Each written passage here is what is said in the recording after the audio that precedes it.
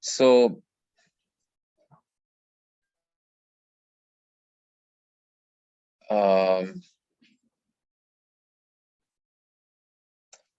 so I was seeing a video of what is known as busking. Busking means when musicians or comedians or performers, they go on the street and perform on the street, and they just put out one bag or box or their guitar box or whatever for people to contribute. So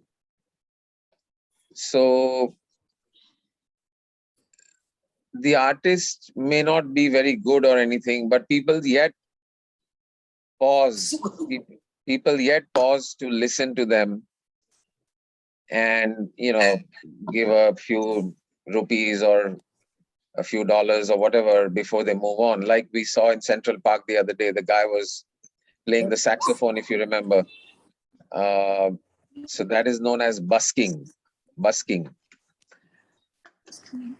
So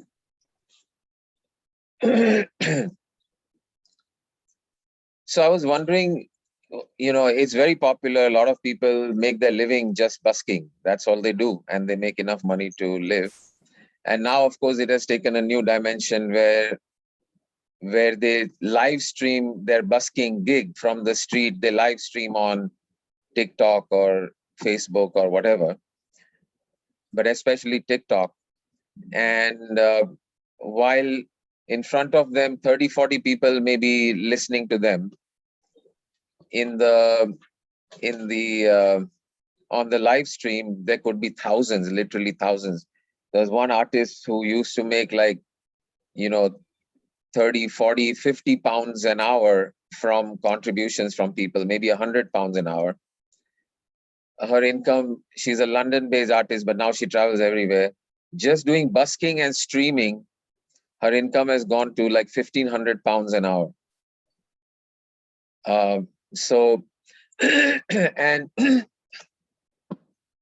compared to many other artists, she's not all that great, but yet she's able to get this audience. And I think the value of it is, especially for the people on the street, you're in the middle of your hustle and bustle, you're trying to get some shopping done or run some errands or go to the bank or whatever.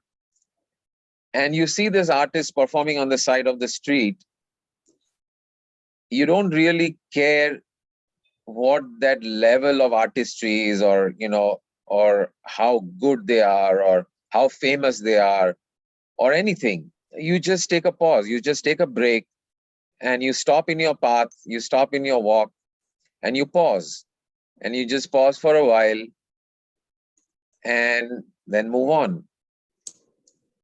And so, and the thought I had is that yes, the music attracts you or the performer attracts you, and the whatever is going on attracts you, but I think half or more of the value of it is just being able to take that pause. You have your shopping bags, you're carrying it and all that, and you're getting from one place to another.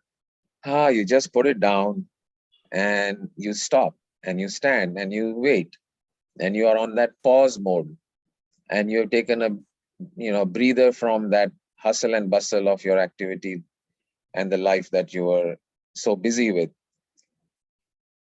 तो ये pause जो है वो उसका value बहुत है. So I thought today we will. So no, the thought I had was, why can't we do that with meditation or pranayam? Street side meditation, street side pranayam. You put a contribution box in front. People who are walking busy on the street and all that, you just have a slow guided meditation music playing, and you're telling people to just stand wherever they are and take a deep breath and just connect with themselves. Drop for a moment your shopping list, your agenda, your you're late or you're rushing and all that. Just drop it for a moment and just pause and be with us. Just be in this space of, in the middle of the hustle and bustle, just take that pause. And maybe even pranayam, deep breathing, bhastrika, stuff like that. So busking meditation is the new new concept that we can bring to the world, and I think it would be very, very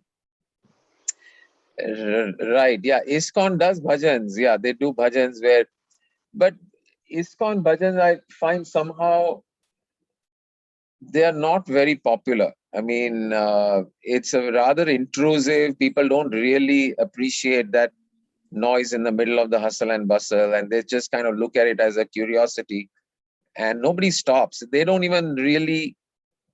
So I don't think it can be a devotional music, because that's just one step away from the guy who's playing a guitar or playing a saxophone, but even more sound and more intrusion. So this is kind of like that, but so it's in the direction of spirituality, but but it can be just a silent, very silent music, guided meditation with very few instructions. Just be with your breath, be with your thoughts. 10 minutes. Just, yeah. And not even 10 minutes. I mean, Harsha is saying 10 minutes, but it could be just a pause and go kind of thing, just like any other street event where there is no time limit. You can pause for 1 minute, half a second, 10 minutes, 20 minutes for the whole duration of the meditation, let's say 40 minutes meditation, or whatever pleases you, or you can just hang out there for the rest of the afternoon if you feel like. But I think this could be very, very, very interesting and very popular. So we can do that. As it is, अपना ये माल बिकता तो है नहीं.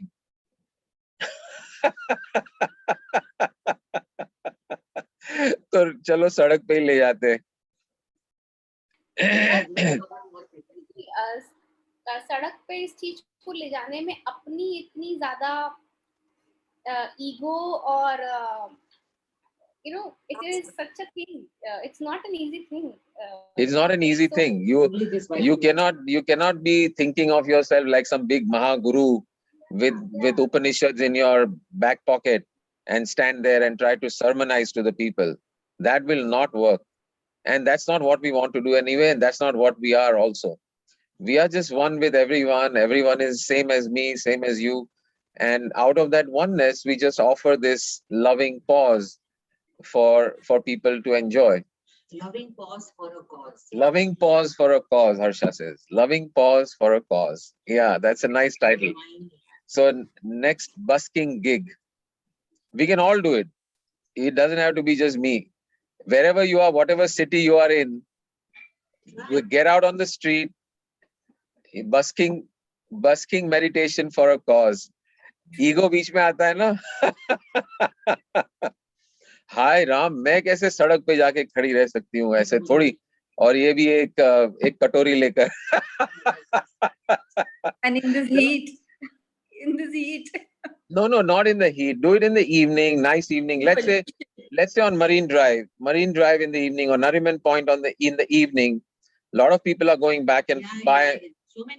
So many walkers. They already do yoga by the bay, like they do yoga in the mornings, Sunday mornings. People bring the yoga mats and do yoga, and it's a free for all kind of thing. So similarly, but for meditation, pranayam, and music, soft music. If you have a band, it would be nothing like it, man. Imagine a live band with devotional music, like the kind that Krishna Das does, or Prema. What is her name? Prema. That American lady, Prema Deval or something like that. Yeah, Prema Deval or Krishna Das. You have a small group of musicians, and you just do soft music by the sea, and give guided meditation, and let people just relax. And I think it would be a great hit. And stream it. That's your job, Anamika. And stream it. You're the streaming director. You stream it on your channel. You stream it live on your groups and all. And and you can have a worldwide audience. No matter where people are, they can just take a pause and meditate. So, and there's no religious anything, there's no pressure to join anything, there's no enrolling, there's no commitment, there's no nothing. It's just a street event. No money involved, voluntary contribution. I think it would be a wonderful, wonderful thing to bring to the world. Kya lagta hai?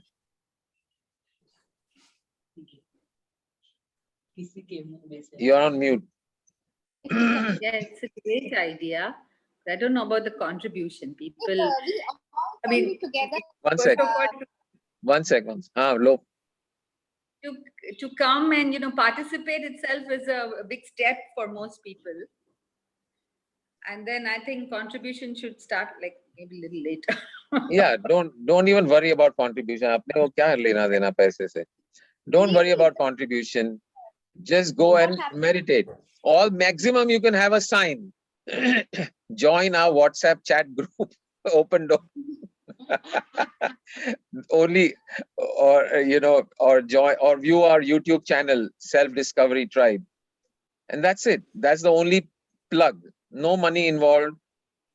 You just post that on the stream, live stream. Also, you have one icon over there for them to click and join the group, and for them to come to join the WhatsApp group. So. So we can, so yeah, we don't have to involve money. And as we grow, maybe have a little music added on, musicians, music, meditation music, and so because we don't have any agenda, अपने को क्या ना कुछ लेना है ना देना है, accept ourselves and accept our love and accept our peace that we have. We want to just share that. अपने को ना प्रमोट करना है ना पैसे इकट्ठे करने, पैसे इकट्ठे करके क्या करेंगे? So so I think it would be a great contribution to the world. I think it can catch on, and people can we can just provide the model and the platform, and anyone can do it anywhere, anytime, at different times. You can have an across the globe availability of meditation round the clock, because the ideal time, let's say, is maybe 6 to 7 in a crowded or semi-crowded spot. So if you follow the sun, in some city somewhere, it is the ideal time for busking. So जो भी वहाँ city में है वो busking करेगा, उसकी live stream हम अपने ही channel पे we can stream it, and it would be on all the time, 24/7. There's somebody giving you a guided meditation. No matter what time of the day or night you want to take a pause, you can just do it. So let me experiment. We are in New Hartford, which is a small town in upstate New York. Here there are very few people to begin with, and it's a small village. Everything within 5 minutes. Dentist 5 minutes, accountant 5 minutes, mall 5 minutes, school 5 minutes, grocery 5 minutes, bank 5 minutes. Everything is 5 minutes. Everything is 5 minutes. I don't know if any of you have ever watched that. Probably not in India. There's one serial called Everwood, which was there in the late 80s. Everwood. So Everwood was a serial based on this very high profile, successful surgeon who was living in New York City. And he decides that enough is enough, and he moves to this little village in Colorado called Everwood. And everyone knows everyone. That's how it works. Even in New Hartford, I tell Karishma all the time, this is not, we should name New Hartford, rename it Everwood. Because wherever I go, I meet people and they know Karishma, they know Dan, they know his parents. It's like everyone knows everyone. Whether I meet someone in a park and I'm playing tennis with them, or even my dentist, wherever I go, everyone knows everyone. It's just so beautiful. So what I'm getting at is New Hartford may not be the ideal place for this busking initiative. Baltimore, that circle. Baltimore is too far for us. Circle line. No, we have to go somewhere where we are living. We have to go to Syracuse, let's say. Syracuse, 40 minutes. 40 minutes drive, downtown Syracuse. Chalo, this weekend we'll experience maybe 10:30 Saturday apna jo hai, open door. Maybe, let me see what the ideal time would be. But no matter what time it is, Police. I'll post the link on YouTube. We'll stream it live from Syracuse. And we'll do a first time in the world, a busking meditation session. Yeah, so it'll be fun. Huh? Police, nahi, I mean, we have to go to a street fair kind of thing where people are already performing and doing things. And if we have to take permission, we'll take permission from the cops. That okay. Invite them also to meditate. Especially the cops. Yeah, exactly. So on that note, I thought even today on Open Door, we will hit the pause button. So just sit comfortably and hit the pause button. Drop everything that you're doing. Silence. Just be in silence with your eyes closed. Be with yourself.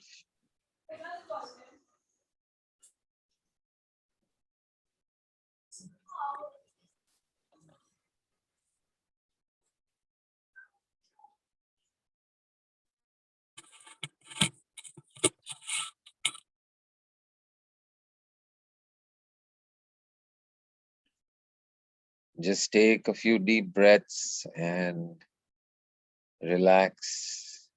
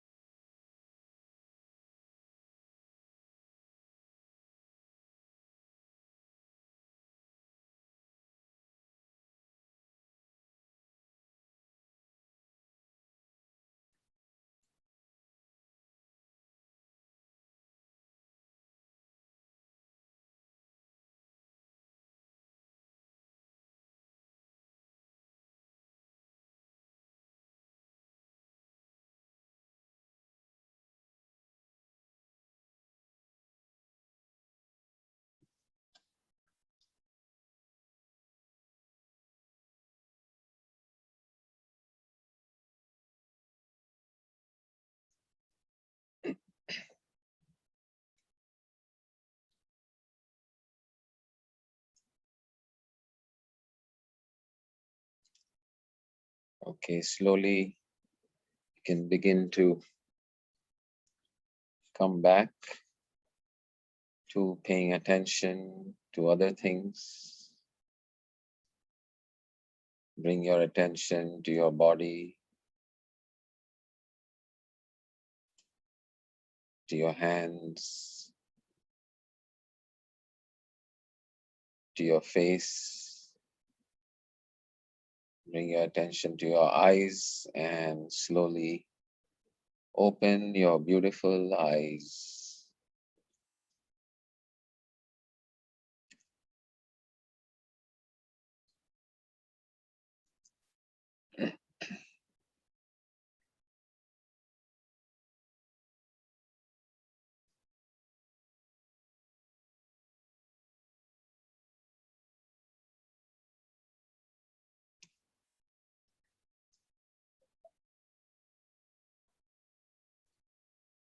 Great. Here we are. So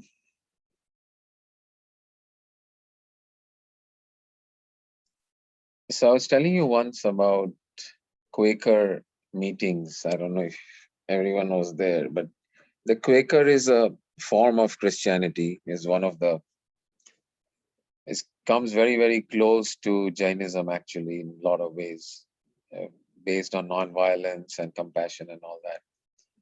And in the Quaker church, they don't have any, also there is no priest as such.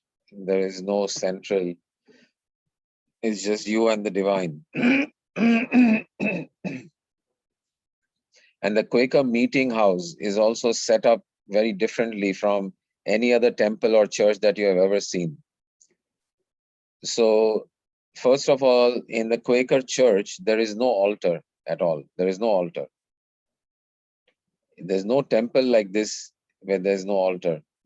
I think mosque may come close to it in some ways, but Quaker church has no altar.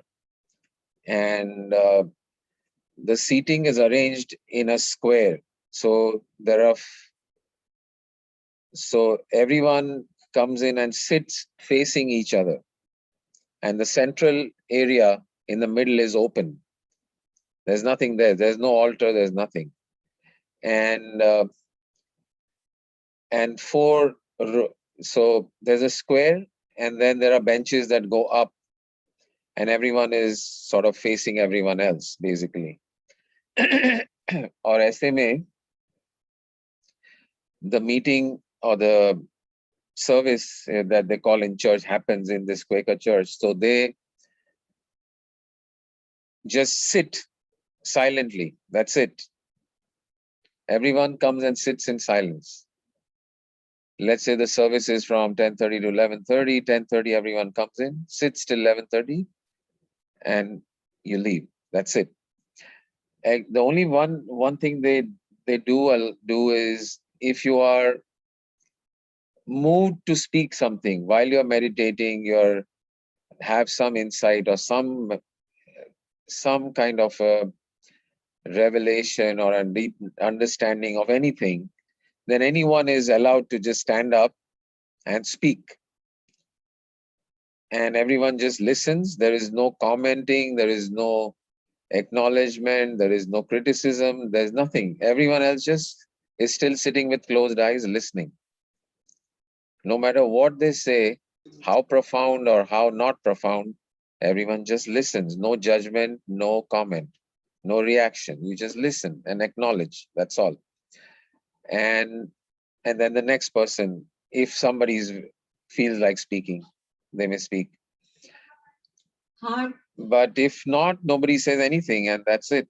And that's how the meeting ends. So I think one of these days we are going to have a open door in that format. We'll see how it goes. I'll give you the instructions and we'll just, so it's sort of like this. But anyway,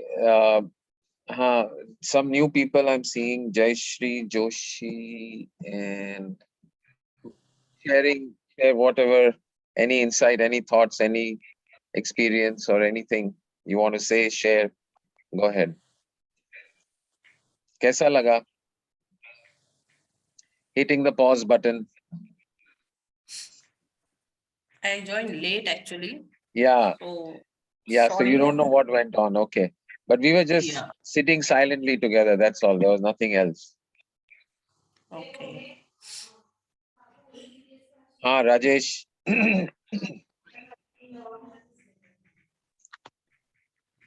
Meditation, pause everything, all sales, mind, everything. Correct. Correct. Yeah. Yeah. Yeah. It feels very natural, doesn't it? It doesn't feel like something forced. It feels very easy and very easy to get into. Doesn't take any effort at all. Wonderful. Anyone else? Himanshu?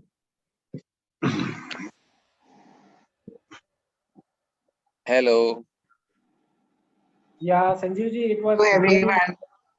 Jai Ah, Gurudev. yeah, Himanshu, go ahead. yeah, Sanjeev ji, it was really a wonderful experience. Feeling very silent and peaceful. Peaceful and silent. Yes. And this is what ultimately is the experience that we all need, want, wish to have. Great. So wonderful. Anyone else before we close? So yeah, yeah. So the fact that you heard Om also is because you were in a deep silence. So the silence brings out the Om automatically. Wonderful. Great. Okay, wonderful. So Ask a question. yeah, Sanjeev ji, because like I meditate and pranayam and all, I do Shiv yoga Kriya. and Kriya and all. Yeah, बहुत मजा आता है. I feel lot of energy. I feel as if 12 बजे सो के सुबह 4 बजे उठ जाती हूँ. I feel so energetic and yeah. whole day. But then I feel so energetic that sometimes if I am alone, I feel afraid. I don't know why. You are when you're alone. Like suppose if I'm in a garden and I'm meditating and it's little late at night, so I feel afraid. Maybe because I feel that something might pop up because there is so much of energy everywhere. So is it a right thing to think about how I can overcome this fear? But so it only comes in when you are meditating by yourself In the garden. in like an outdoor setting. Yeah, maybe when lights are closed or something. I feel Yeah. I Or you feel something might happen.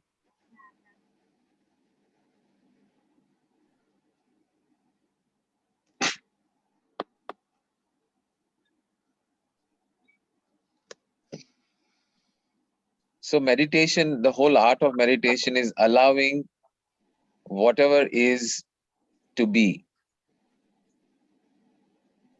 So without judgment, without any reaction, we allow things to be. So this is an opportunity for you to look at fear and allow it to be. So if fear is what comes up in meditation, we allow fear to just be. We don't have to react to it. Can I help you? And I can. that's the whole objective, and that's the practice. It's in fact. So no matter what comes up in meditation, we simply allow it to be. And that is how eventually it loses its charge on us.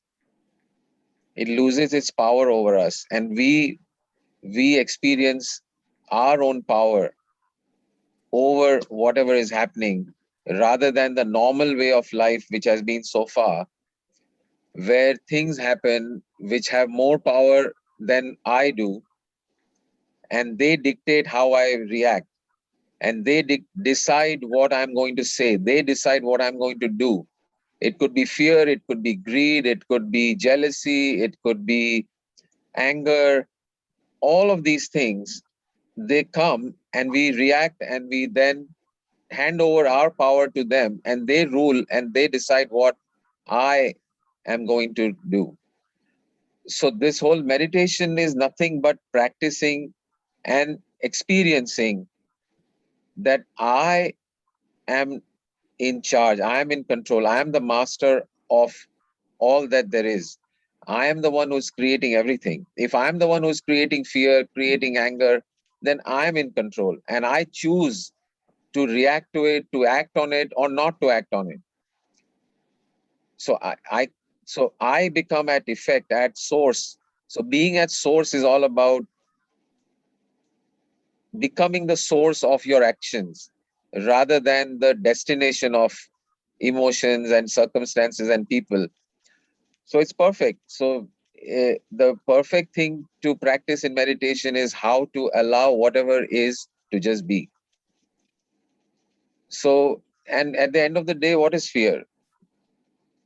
Fear is just, if you really examine fear, fear is nothing but a thought and a combination of a thought and a sensation.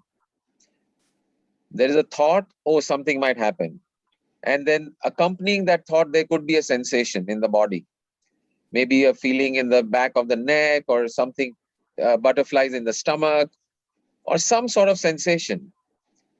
So when we give something the name of fear, then it has a lot more power than it deserves. When we break it down, break down fear. What is fear? It's just a thought. Can a thought do anything to you? A thought cannot do anything to you. Can a sensation do anything to you? It cannot do anything to you. It's just a sensation. So similarly with anger, similarly with jealousy, similarly with every emotion that we come across, when we really look at it, it's just what it is. It's a thought accompanied by a sensation in the body, and that's all it is. And so why do you and I have to allow something that is simply just a thought and a sensation to decide what I do or what I say or how I be? And meditation allows you the space and the time and the availability to look at that fear, because in the normal waking state, if you're afraid, you'll turn on the light. Afraid of the dark, turn on the light. Afraid of a sound, see what's going on. Something really scary happens, call somebody. So that's your normal operation, normal mode of, and then we never get to look at the fear. We never get to look at the fear and see it for what it is. But meditation gives us that chance, that opportunity, while we are in that pause mode, to look at it. Fear aaya. Acha, kya? What is this fear? It's just a combination of thoughts and sensations. And now that I know it's just a combination of thoughts and sensations, I can decide what I want to do with it, rather than it telling me what to do. So it's perfect. So don't have to change anything. Don't, because of this, don't meditate outside or alone and all that. Nothing of the sort. Do whatever you're doing, keep doing it. Whatever comes up, look at it, allow it to be, accept it, be okay with it. And fear is nothing. Fear is nothing. Who you are, what are you afraid of? There's nothing that can possibly happen.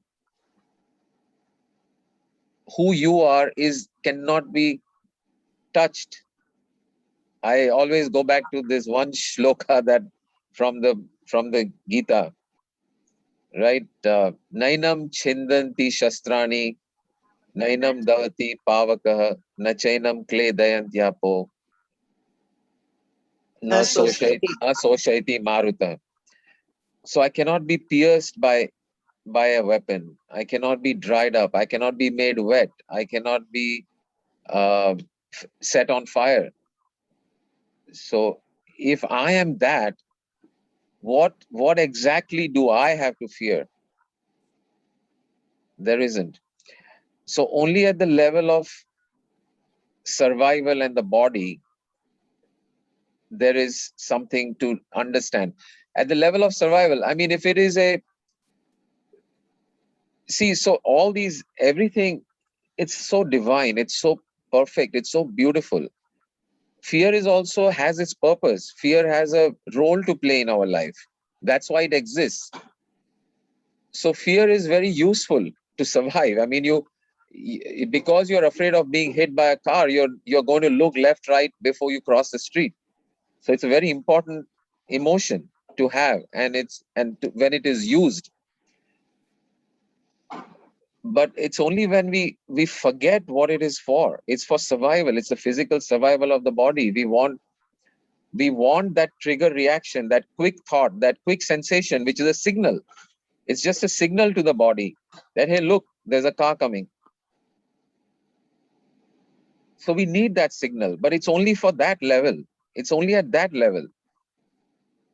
But then we take it to every aspect of our life. We have fear of, when we are in love, we have fear of being hurt. And now our entire relationship is based on, oh, I don't want to be hurt because I'm afraid of being hurt. Or in a business, you are unwilling to take risks because you're so afraid. So again, so it's a balance, right? So, but that balancing cannot happen unless that centeredness and of being is there, where that I can choose.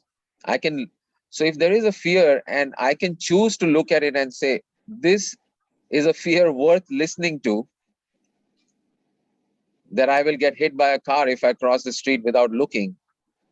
And so I listen to that fear and act based on that. But when it's just an irrational fear of who knows what, oh, I might die. This the Abhaydan session we took a few months ago about this whole pandemic. The pandemic and panic are going together. The dem you remove pandemic, usme hi panic is part of that word. Pandemic. So it's a panic. Panic for what? We do whatever is needed, but there's no need for panic. And that fearlessness is what gives you the ability to deal with the situation and the immunity and etc. etc. So yeah. So that's the whole gist of meditation. The reason and the power of meditation is this ability to separate the I from its own creation. By the way, it's not that fear is not I. Let's not forget that everything is one. Fear is also I, anger is also I. But separating the source from the manifestation, the source from its own creation, finding a distinction between consciousness and the forms of consciousness, or the Have a nice trip. manifestations of consciousness. So it's like, yeah. So Jill.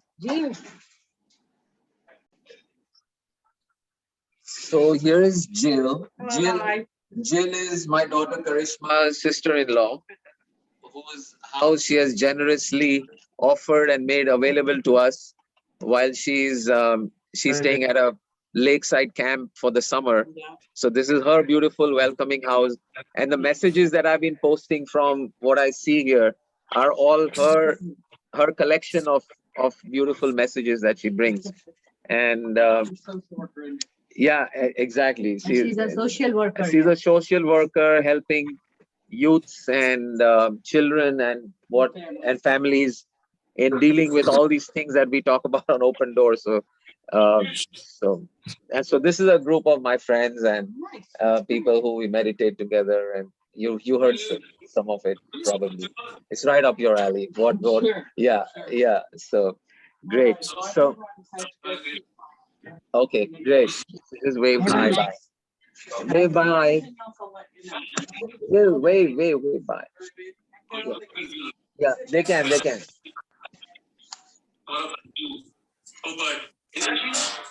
So any thoughts on that or any other follow-up question or clear? So content की कमी पड़ रही है. Great. I'll just mute people. People who are not speaking, please be on mute. Okay, great. So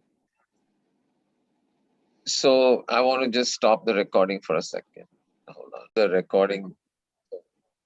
So thank you all for being here. I bow down to the divine that is sitting in your place, the divine that occupies your body, and the divine which occupies the entire universe.